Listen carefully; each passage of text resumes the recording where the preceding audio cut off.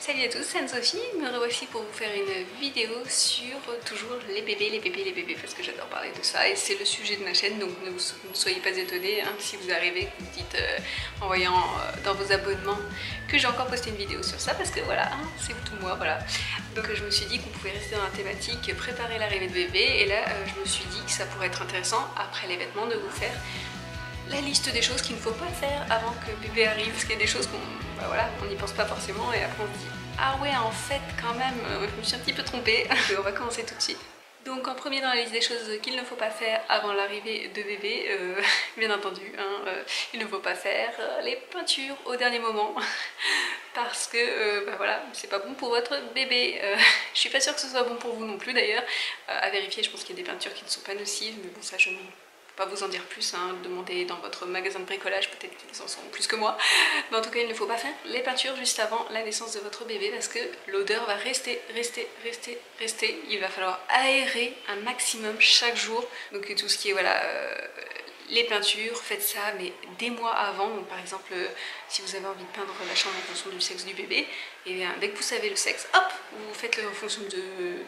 je vais faire un truc très genré, mais si vous voulez faire du bleu pour un garçon, faites du bleu pour un garçon et du rose pour une fille. Mais dans ce cas là il faut faire vraiment au moment où vous le savez quoi, le sexe, parce que vous allez voir que... ou alors ce qui est possible, bien entendu, vous pouvez faire la chambre de bébé, les peintures de la chambre juste avant la naissance. Par contre, il faut vous dire que bébé il va être en cododo avec vous, j'en sais rien, ou alors que son lit sera dans votre chambre.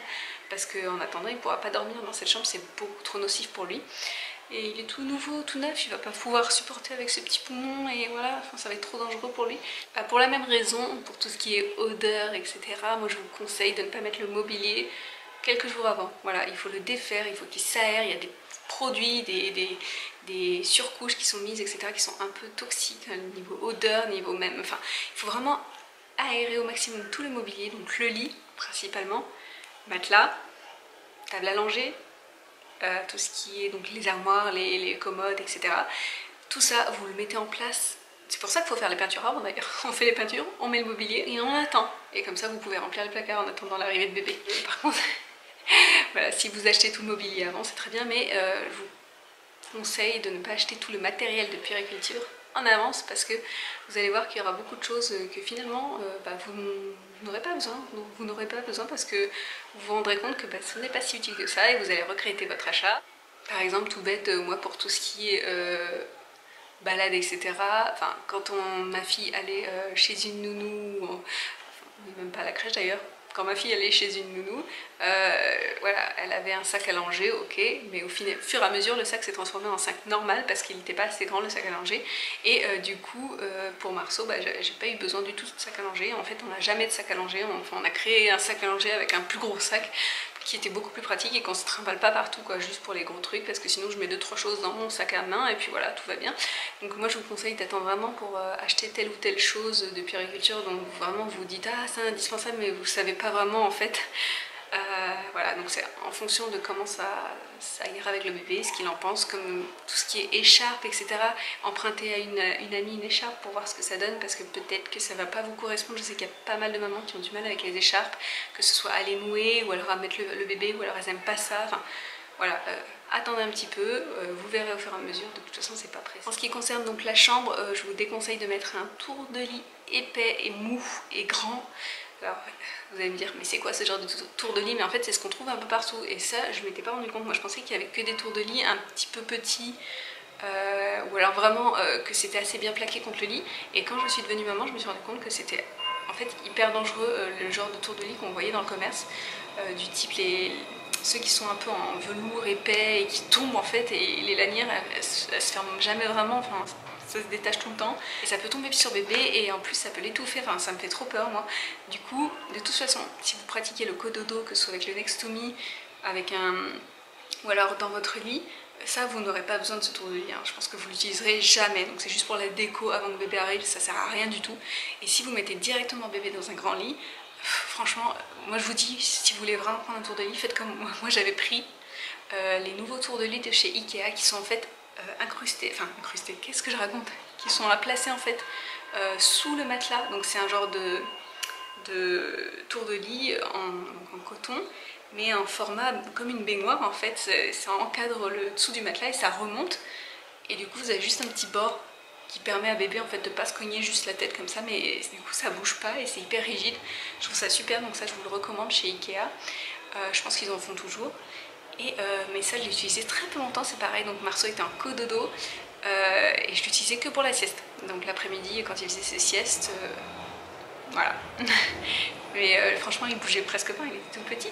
Mais par précaution, moi je vous déconseille les gros tours de lit dans le même genre, hein, je vous déconseille de mettre le lit de bébé à côté de la fenêtre. Voilà, hein, parce que je sais qu'il y a beaucoup de personnes qui mettent le lit à côté de la fenêtre. Déjà c'est mauvais pour le sommeil de bébé parce qu'il est en plein sous la lumière, ou alors enfin il y a les courants d'air. Votre bébé, même s'il bouge pas les premiers mois, il y a toujours un risque. Vous allez me dire il faut qu'il puisse ouvrir la fenêtre. Mais imaginez, vous l'avez laissée entrouverte, on ne sait pas, hein, vous avez oublié, vous avez posé votre bébé et voilà, on ne sait pas. Donc c'est trop dangereux, moi je prends même pas le risque, je sais que pas de lit à côté d'une fenêtre, ça c'est vraiment, je proscris complètement. Donc, bien sûr, hein, faites comme vous voulez, hein, en fonction de l'espace que vous avez, peut-être que vous avez une protection spéciale, hein, voilà, mais lui c'est quand même d'éviter. Et puis même style, hein, bien sûr, même si c'est vrai que j'ai tendance à dire désormais, alors qu'avant j'étais plutôt à penser le contraire, maintenant je suis plutôt du style à dire que voilà, il faut des couleurs pour éveiller bébé, etc. Quand ils sont tout petits, et même de manière générale en fait pour le sommeil, je vous conseille un environnement vraiment pâle. Donc vous allez mettre tout ce qui est dans la chambre de votre bébé, tout ce qui est blanc, beige, rose pâle, bleu pâle, vert pâle, jaune pâle, tout ce qui est pâle, ça va aller très très bien pour votre bébé, mais évitez tout ce qui est couleurs criardes et toutes ces couleurs qui vont en fait pas du tout apaiser bébé, hein, et pour son sommeil c'est très mauvais. Donc moi je vous conseille des couleurs assez douces, parce que votre bébé, voilà, il est tout doux aussi, il va falloir l'apaiser. Et voilà, donc ce sera toujours plus agréable pour lui d'avoir un environnement léger niveau couleur. Et puis tout ce qui est éveil, bah, c'est en journée, hein, c'est pas pour le sommeil. Dernière petite recommandation, je vous conseille de ne pas acheter trop de vêtements naissance et 1 mois avant l'arrivée de bébé, parce que vous allez en fait, bon, à part si, en fonction des estimations des médecins, etc., vous allez voir en fonction de la taille, etc., de ce dont vous aurez besoin. Mais je vous déconseille de prendre trop parce que vous allez vite vous rendre compte que bah, bébé il passe d'un seul coup de naissance 1 mois et puis 3 mois. Et alors là, c'est fini, tout va trop vite. Et il y a pas mal de vêtements en 1 mois et 3 mois que vous n'aurez jamais mis. Bon, après, voilà, c'est très variable parce que par exemple, pour mon fils, comme je vous l'avais déjà dit, il est né presque 1 mois en avance, et en fait bah, il aurait eu bien besoin d'une naissance, du taille naissance, et sauf que j'avais presque rien en taille naissance, donc il faut quand même avoir un petit peu de taille naissance avant l'arrivée de bébé. Mais voilà, ne faites pas les bras chargés de d'affaires de 3 mois et 1 mois. Déjà vous allez sûrement recevoir pas mal, peut-être de 3, 6, 9 mois en cadeau, donc pour un premier bébé c'est toujours comme ça. Donc voilà pour ma vidéo sur les choses à ne pas faire avant l'arrivée de bébé, mais j'espère que ça vous aura aidé. Bien sûr, je préfère quand même prévenir que je ne suis pas une experte, je suis juste une maman qui a eu un petit peu d'expérience.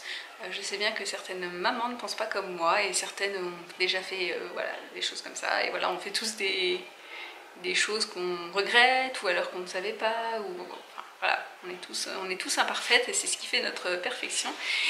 Et du coup, si vous avez des choses aussi à ajouter, n'hésitez pas à les partager, parce qu'on est là aussi pour partager, donc mettez un commentaire. Je serais ravie si vous me mettiez un petit pouce bleu, et puis aussi si vous abonniez à la chaîne et me suiviez sur Instagram. Voilà, faites tout ça pour me faire plaisir. Je vous fais plein de bisous et je vous dis à très bientôt. Salut!